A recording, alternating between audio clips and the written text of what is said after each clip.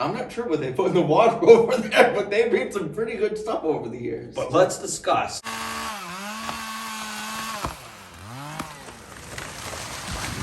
Hey, Dad. Yeah. You know what I was thinking about? What's that? Over the years, we've discussed several different makes and models of garden tractors, but you know what we've never talked about? What? The heart and soul of every garden tractor, the engine. Stay tuned. So as Brett said, we'll be talking about multiple different garden tractor brands, and in fact, the best garden tractor engines ever offered. But in order to keep this video at a watchable length, we're going to keep each brand history on the briefer side. So let's get into it. So what would you say is the number one garden tractor engine ever offered? I know what I think. Across all time, I think it'd have to be the Kohler K series, which is in this 220 right here. I would say Kohler in general has to be, I would agree, the number one garden tractor engine. So Kohler as a whole is one of the largest manufacturers of air-cooled four-cycle engines. They started way back in 1873 in Sheboygan, Wisconsin, right on the shores of Lake Michigan by John Michael Kohler. I think we mentioned that was way back.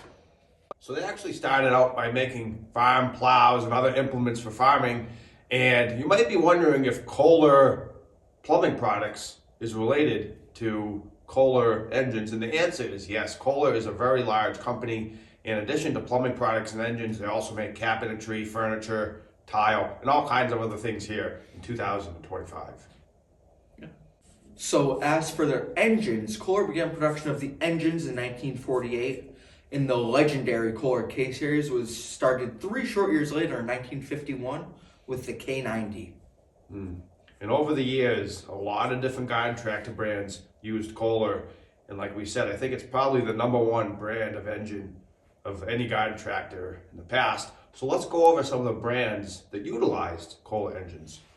So some of the brands that used Kohler engines included Allis Chalmers and Simplicity, Ariens, Bollins, Wheelhorse, Gravely, Massey Ferguson, Power King, Case, Ingersoll, Cub Cadet, John Deere, and several others. And they are quite possibly the most popular engine choice ever for vintage garden tractors. So this isn't to say any brand is better than others. This is strictly based on popularity of the engines. And I would say the number 2 brand over the years would have to be Briggs & Stratton. Which I find it kind of funny you mention that, because I'm sitting on a tractor powered by Kohler, and you're sitting on a tractor powered by Briggs & Stratton. Case in point. So Briggs & Stratton actually started out as a partnership way back in 1908 by inventor Stephen Briggs and investor Harold Stratton. So they would actually be located in Milwaukee, Wisconsin, which, believe it or not, is just about 58 miles south of Sheboygan, Wisconsin, to where Kohler was originated. So 2 of the top garden tractor engine brands ever are only 58 miles apart, and they're both in Wisconsin on the shores of Lake Michigan.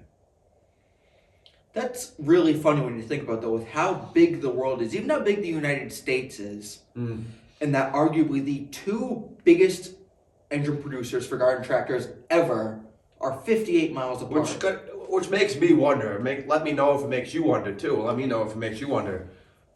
Kohler started in 1873, as we mentioned. So maybe in 1908, maybe these 2 men that we just mentioned were seeing something special with Kohler. Maybe they wanted a piece of that pie. Maybe that's where they came up with the idea for the Briggs & Stratton brand. I would not at all be surprised. So Briggs & Stratton actually offered several other products in the early days, from locks to switches to igniters.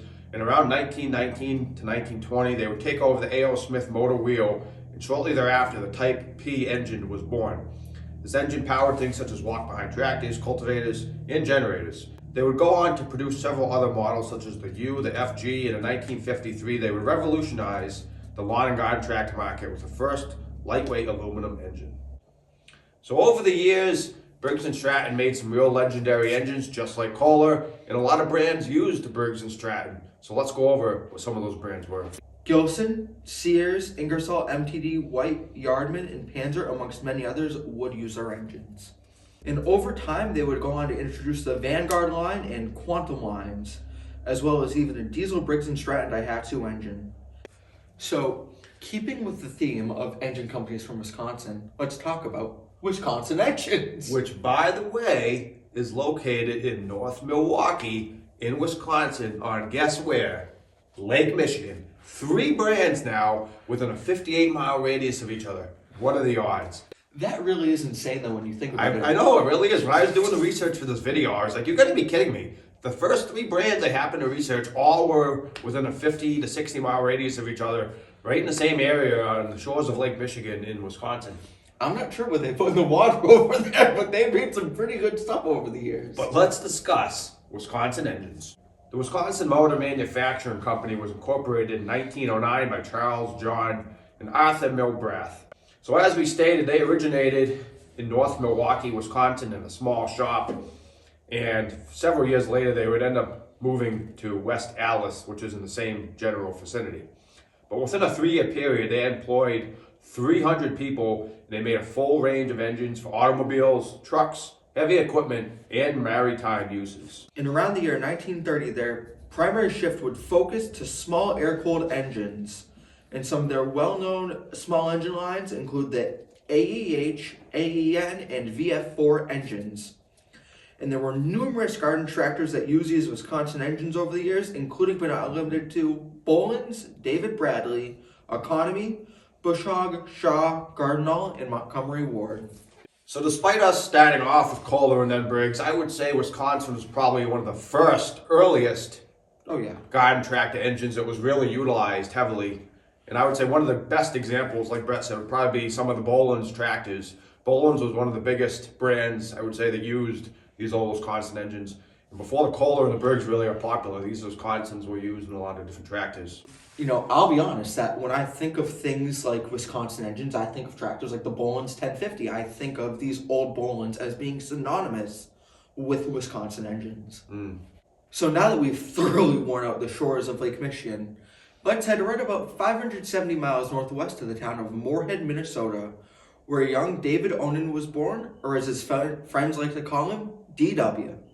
So the Onen Company was started in 1920 by David Onen, and it would be about the year 1930 that they would produce their first gasoline engine. And over the years, Onen became synonymous with quality, industrial-grade engines. And they used them in things like forklifts. And one of the biggest things that you saw Onen engines being used for was generator sets. So over the years, while brands like Kohler, Briggs & Stratton, and even Wisconsin would have been more popular for the everyman's garden tractor, so to speak, we think that for the upper echelon, the creme de la creme, so to speak, of garden tractors, Onen would have been the engine of choice.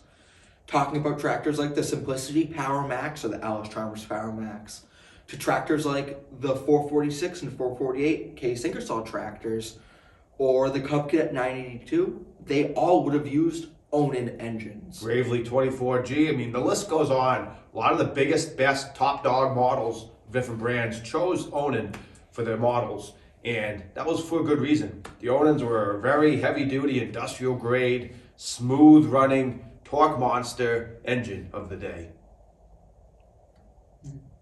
Creme de la creme, really? It was good though, it was good! It was. Let's head southeast about 885 miles to Ann Arbor, Michigan, where we're going to find the logo of the Indian man, Tecumseh. So Tecumseh was one of the engines that you often saw in vintage garden tractors of yesteryear. I would say the brand that's best known probably for having Tecumseh engines has got to be the Sears Suburbans. Oh yeah. That I remember back when I was younger, I had worked at a small engine shop, and the particular man I was working for had probably 5 or 6 different Sears Suburbans of, from say 1960 to 1970 that all had a Tecumseh 8 horsepower engine. And I would say that Tecumseh engines were kind of a love it or hate it engine. They had, a lot of them had the solid state ignition, and they could be a little finicky, and some people really like to cut Tecumseh engines and some people really don't, but they were one of the well-known brands back in the day. And as we said in our Sears video, if you haven't seen it, Sears, because of such a large company and it was so globally known, they sold a ton of these Sears Suburban tractors around the world. So there's a lot of people around the world that are very familiar with Tecumseh engines.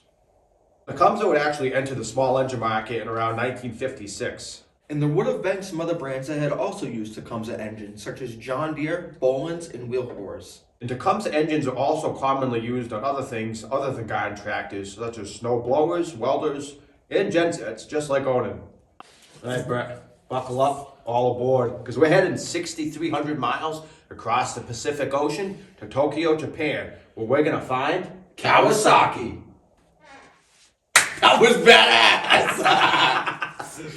So Kawasaki was actually founded in 1878 by Shozo Kawasaki. And I would say Kawasaki is another one of those brands like Onan that was kind of considered one of the premier engine choices, and they remain a premier engine choice to this day. So I know that on a lot of machines, even in today's market, that Kawasaki is the premier engine choice, such as on my father's Aaron's Icon XD52 zero turn.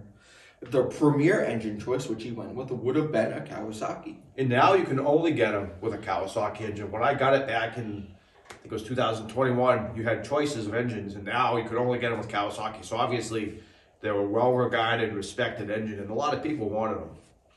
But going back to their history, Kawasaki started producing small engines in around the year 1957. Wow. And by 1983, they had made 10 million of these small engines. Wow. That's a lot of engines in such a short time. So we're not going to talk too much about Kubota engines in this video because they're more well known for diesel engines. But Kawasaki and Kubota are both Japanese, and Japanese people and companies really put a lot of time and effort into producing quality, smooth running, trouble-free products, and their engines are no different. Agreed? Yeah. and if you think about it, for anything, you know, one of the highest regarded countries for a thing to be made in is Japan, and that's because of the craftsmanship and the high attention to detail. You know, that there are a lot less problems that you're going to have with anything from Japan versus 99%. Yeah, they just have a different attitude. They're not all about time and money and efficiency. They care more about making a product that's going to last and endure the test of time and give its owner years and years and decades of trouble-free maintenance. Yeah. So by 1989, Kawasaki would open their U.S. plant in Missouri, which I believe still operates to this day, and they just kept pumping out quality engines. And I would say the best known brand that utilized these high-quality Kawasaki engines has to be John Deere. Oh yeah, John Deere used them up, down, left, and right. So I mean, for John Deere, a company that big and well known, to pick Kawasaki for the majority of their engines tells you just how good these engines are. Yeah, that you'd also think, you know, where a lot of people, when they think of an American garden tractor, they think John Deere. You know, so for them to go with a foreign engine maker out of anyone also really goes to show you just how good of quality Kawasaki engines really are. Yeah, for sure. And so now, sticking with Japan, we have another highly regarded Japanese engine maker, this time being Yanmar, for their diesel engines. And the Yanmar is, again, very well associated with John Deere. They, in fact, made a lot of John Deere's tractors for a period of about 30 years. But they also made their own brand of tractors, so you can see a lot of Yanmar garden tractors as well as bigger tractors. And a lot of the John Deere's are truly Yanmar tractors with green paint. So these are another high-quality engine, and again, as Brett said, they came out of Japan. Yanmar began in the year 1912, the gasoline engine, and by 1933 they launched a small diesel HB model. Starting in Osaka, Japan, with founder Mago Kichi Yamaoka, Yanmar began USA operations in 1979 and are well regarded as a rugged, reliable, and dependable engine choice for machines. So of course there's a lot of other brands that we're not going to get into that are still great engines, but not quite as popular, so we didn't get into them in this video. They're more niche, I would say, engines, kind of like Rugarini, Lombardini, which are Italian diesel engines. There's the Honda engines. There are Renault engines, which are a French engine, which the Wheelhorse D250 use. So there's a lot of different engines. We tried to cover the more popular ones in today's video and the more well-known and more well-used ones. Certainly hope you guys enjoyed today's video. Let us know your favorite garden tractor engine of choice and why in the comments below, and we'll see you In the next one.